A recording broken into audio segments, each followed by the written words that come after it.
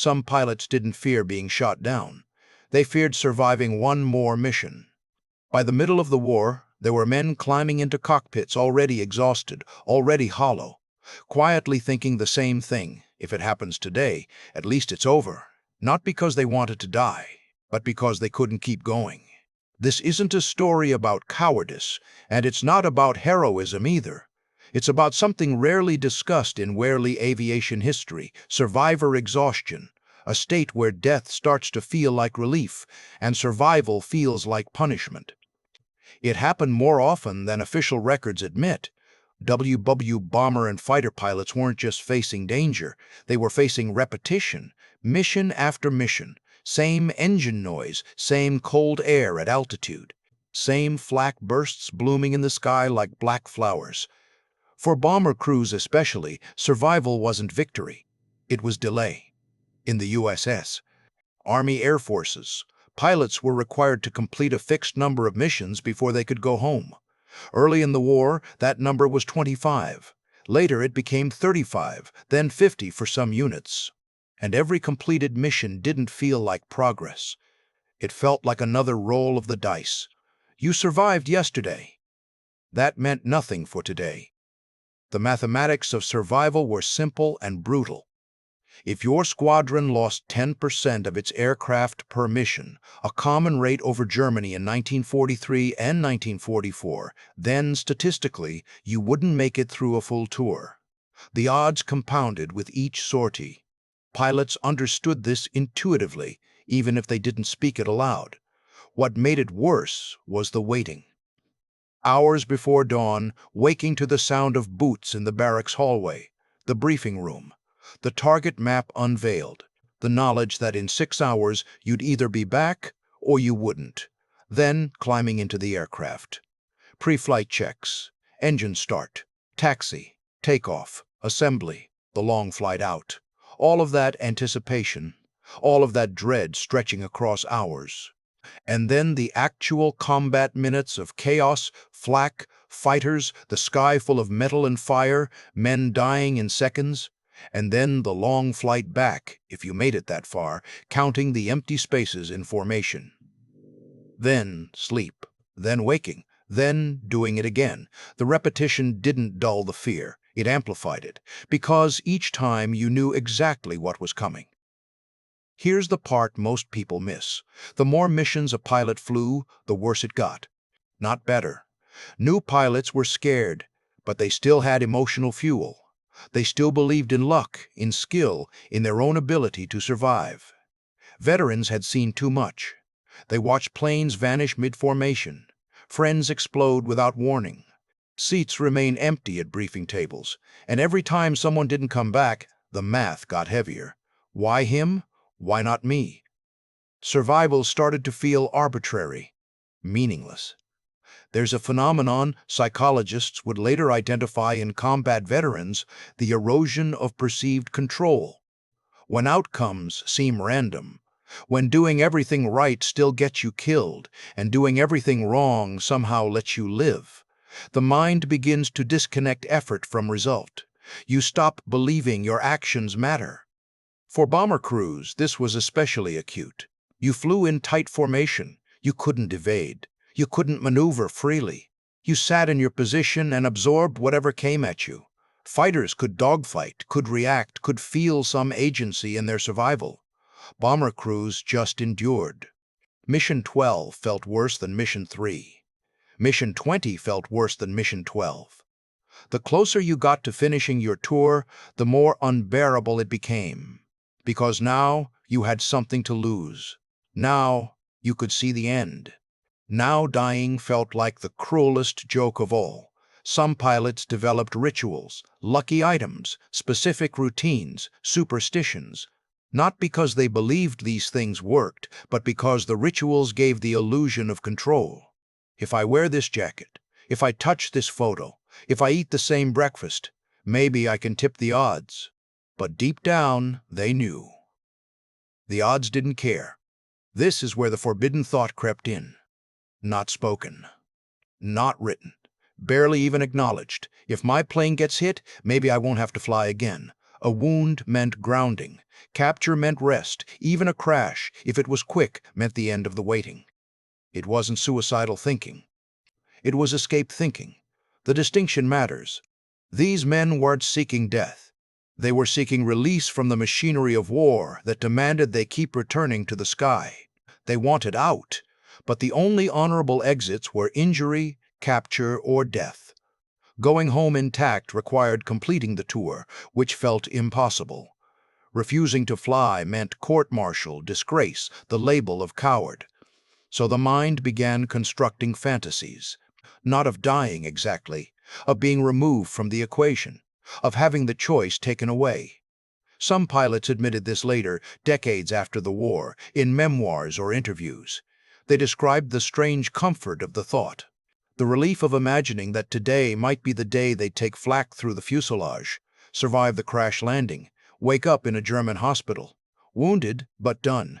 Others described hoping for something catastrophic enough to ground them but not kill them. An engine failure on takeoff, a landing gear collapse, anything that would end the cycle without ending them. One veteran described it this way: "I didn't want to die. I wanted the war to be over for me. And the only way I could see that happening was if something happened to my plane." Another said, "Every mission, there was a part of me that hoped we'd get hit. Not badly, just enough." They felt ashamed of these thoughts, because they knew what it meant. It meant they were hoping for what had killed their friends. It meant they were wishing for the thing everyone else feared most. But the exhaustion was stronger than the shame. Pilots were officers. They were symbols. They were supposed to be confident, aggressive, fearless. Admitting exhaustion wasn't an option. Combat fatigue existed. The term had been used since World War I, but it wasn't well understood, and it was often seen as weakness. In the Air Forces, there was even less tolerance for it than in ground units. Pilots were elite, highly trained, volunteers, most of them. If you couldn't handle the pressure, maybe you shouldn't have been there in the first place. So pilots learned to hide it. They joked more. They drank harder. They became emotionally flat. The drinking was epidemic. Officers' clubs at bomber bases in England became nightly gathering places where men tried to drown the anticipation of tomorrow's mission. Some crews flew hungover. A few flew still drunk. No one reported it because everyone understood why. The humor turned dark. Jokes about death. Jokes about who'd get it next. Gallows humor that outsiders found disturbing but insiders needed. It was a way of saying the unspeakable without actually saying it. And the emotional numbness that was survival too. You stopped reacting when someone didn't come back. You stopped learning new replacement crew members' names until they'd survived a few missions. You stopped making plans beyond next week. You stopped feeling much of anything except the low hum of constant dread. Inside, the hope wasn't for victory. It was for release. But you couldn't admit that. Not to your crew, not to your commander. Not even to yourself most of the time, because admitting it meant admitting you'd reached the end of what you could endure. And there was no mechanism in the system for that. No honorable way to say, "I can't do this anymore." So you kept flying, and the thought kept growing. Here's the real danger of that mindset. When survival becomes a burden, risk stops mattering. Some pilots flew more recklessly, not dramatically. Not kamikaze runs or suicide missions, but with a subtle shift in how they assess danger. Why break formation to evade when staying in formation and taking the hit might end this? Why fight so hard to keep a damaged plane in the air when letting it go down might mean you're done? Others became strangely calm under fire. Witnesses describe veterans who sat motionless during fighter attacks, who didn't flinch when flak burst nearby, who seemed almost detached from what was happening around them, not frozen in fear, frozen in acceptance. A few stopped fighting fate altogether. They flew their missions mechanically, did what they were supposed to do, but without the edge of self-preservation that keeps people alive in combat. Not because they didn't care, but because caring hurt too much. There's a fine line between fatalism and carelessness, and exhausted pilots walked it every day. They weren't trying to die, but they'd stopped trying as hard to live. This is what combat fatigue looks like in the air. Not hysteria, not breakdown, just a slow erosion of the survival instinct, replaced by something quieter and more dangerous: resignation. Some squadron commanders recognized it. They'd quietly reassign pilots to non-combat duties, or send them on leave, or ground them with vague medical excuses. But many didn't. The need for experienced crews was too great. So exhausted pilots kept flying, and the command structure looked the other way. And some of those pilots didn't come back. Not because they were unlucky, because they'd stopped fighting for luck. Most of these pilots survived. They finished their tours. They went home. They were called heroes. But many carried something back with them that didn't show in photos or parades. Guilt for wishing it would end. Shame for feeling relief when others didn't return. Confusion about why peace felt harder than war. The escape never came the way they imagined. They survived, which meant they had to keep living with what they'd seen, what they'd felt, what they'd hoped for. And now, back home, surrounded by people who thought they'd been brave, they couldn't explain that some days they'd hoped to be shot down. Post-war life was supposed to be the reward. But for many veterans, it was just a different kind of endurance. The missions were over, but the weight remained. Some drank more. Some withdrew. Some couldn't hold jobs or maintain relationships. A few took their own lives years or decades later, finally choosing the escape they'd once fantasized about in the sky. The language didn't exist yet to describe what they'd experienced. Post-traumatic stress disorder wouldn't be formally recognized until 1980. Combat fatigue, battle fatigue, shell shock. These were acknowledged conditions, but they carried stigma. And none of them quite captured what it meant to spend months wishing for wounds that never came. So most veterans stayed silent. They attended reunions. They told sanitized stories. They let people believe the heroic narrative. And inside, they carried the secret of what survival had actually cost.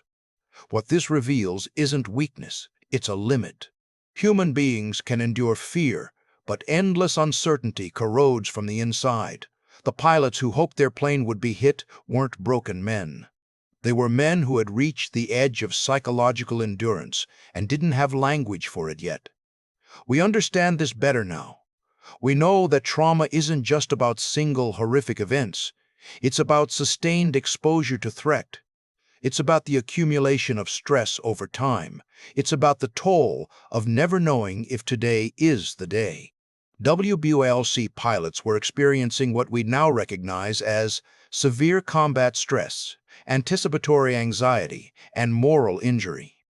The psychological damage that comes from being forced into impossible situations where all choices feel wrong. They weren't weak for feeling this way. They were human. The real story isn't that some pilots hoped to be shot down. The real story is that the military system kept sending exhausted men back into combat because it needed them more than it cared about their psychological limits. The real story is that we built a war machine that consumed people and called it duty. And the pilots themselves, the ones who climbed back into the cockpit even when every cell in their body screamed to stop, they showed a different kind of courage. Not the courage of fearlessness. The courage of continuing despite knowing exactly what it cost. That's harder than heroism. That's endurance past the point where endurance should be possible. The next time you hear about bravery in WWII aviation, remember this.